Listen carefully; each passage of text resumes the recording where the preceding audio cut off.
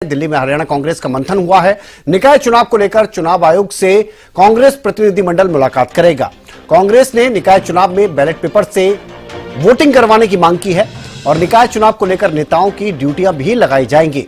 बैठक में मौजूद रहे नेताओं से सुझाव भी लिए गए हैं और नगर निगम और मेयर पार्षद का जो चुनाव है वो चुनाव जो है वो सिंबल पर लड़ा जाएगा। ये बात कांग्रेस प्रदेश अध्यक्ष की तरफ से कही गई है। साथ ही जो फाइनल फैसला होगा वो जल्द ही सबके सामने होगा, ये बात कांग्रेस प्रदेश अध्यक्ष की तरफ से कही गई। तो बड़ी खबर इस वक्त की, हरियाणा कांग्रेस का दिल्ली में मंथन हुआ है निकाय चुनाव को लेकर और बैलेट पेपर से चुनाव करवाने की मांग कांग्रेस की तरफ से उठाई गई है और इसी को लेकर कांग्रेस का एक प्रतिनिधिमंडल चुनाव आयोग से मुलाकात करेगा और साथ ही यह बात भी साफ कर दी गई है कि सिंबल पर चुनाव लड़ेंगे और जो पालिकाएं हैं उसको लेकर जल्द ही फैसला ले लिया जाएगा।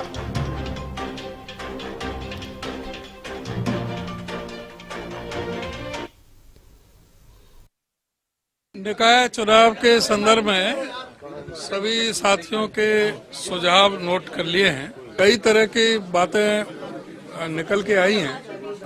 एक तो बहुत भारी गुस्सा है कि ज्यादातर ये नगर निगमों में एससी रिजर्वेशन को डायलूट किया गया है, कम किया गया है। ज्यादातर निगम में जो एससी सीट रिजर्व होनी थी बजाय बढ़ने के पिछले उससे भी और घटा दी गई है। चाहे वो फरीदाबाद का है, चाहे गुड़गांव का है, चाहे करनाल का है।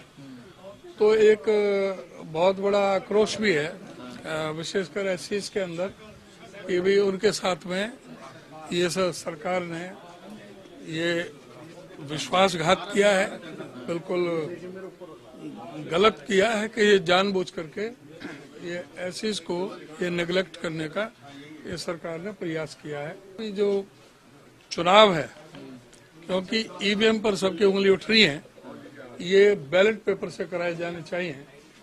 क्यों इसका पहले ही ईवीएम का बहुत ज्यादा डिस्प्यूट चल रहा है, कोर्ट में केस लगे हुए हैं, सुप्रीम कोर्ट में भी, हाई कोर्ट में भी, और ईवीएम पर भरोसा लोगों का नहीं है।